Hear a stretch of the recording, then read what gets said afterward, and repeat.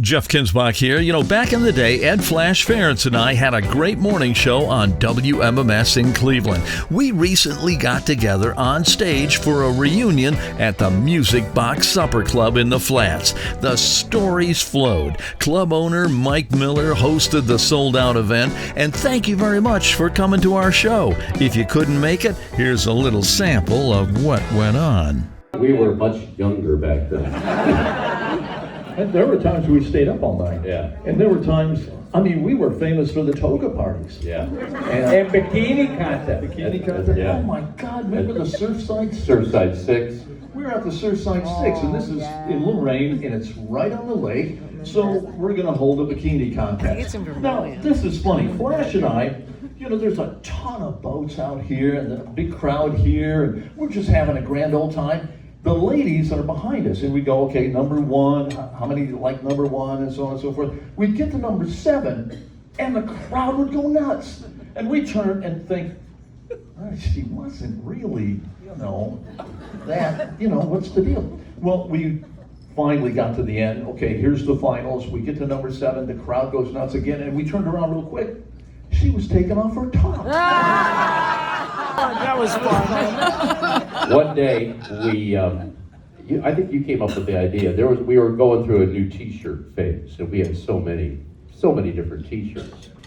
And he said, why don't we just raid the prize closet and drive out to some high school that morning and give them away.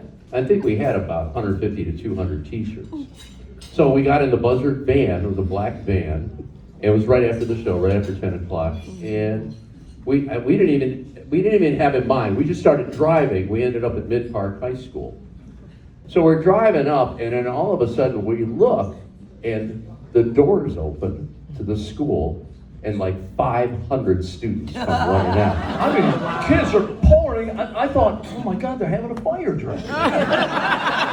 No. They're all charging. They're coming right at us. I go, oh my God. So Shaking the van? we started throwing the T-shirts out. We ran out of T-shirts. They started shaking the van. I said, let's get the hell out of here. So we get back to the station, and the general manager, Walter Bursky, says, what the hell did you guys do? The principal called me. He wanted to charge you with riot. So he had to calm them down and everything, but I mean, that just shows you the impact.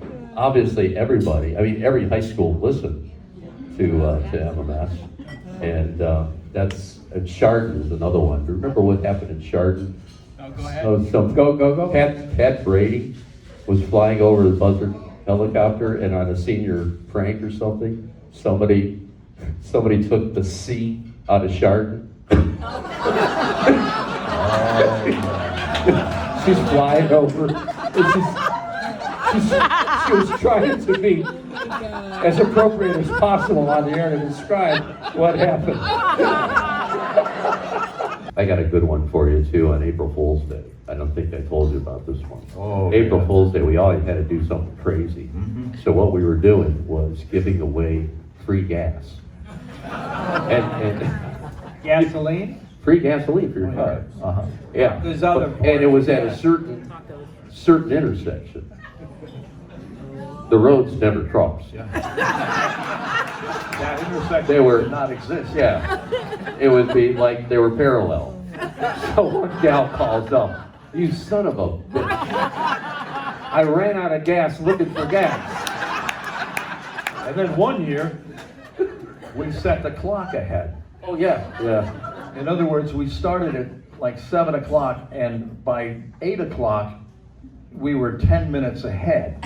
So the jokes came on at 8 o'clock instead of, 10 after. And, people, they wouldn't be late, they'd be early. That was the whole idea. And boy, there were people that said, man, I got this damn Rolex, and I had to reset it, and now, oh my God. Yeah. Our listeners would send us lots of interesting things, including huge firecrackers, which of course we used. It was like a quarter stick of dynamite. It was pretty bad. And the seeds were all over the wall. I mean, it just, we put it on a cigarette fuse, and, we just lit it and closed the doors, went into the station. We were halfway up into the station when we heard it go off. We blew up a trash can too.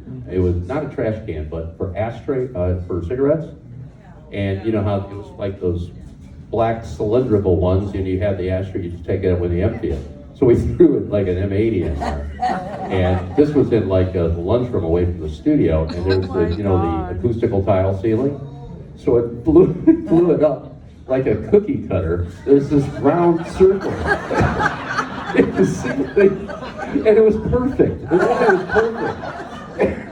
And Bobby's still there. Garbage can, the trash can was history, but it was funny. Somebody came, and what the hell happened? It was damn interns. Now, what I'd like you to do is just show everybody who didn't come out tonight what they're missing. You having a good time?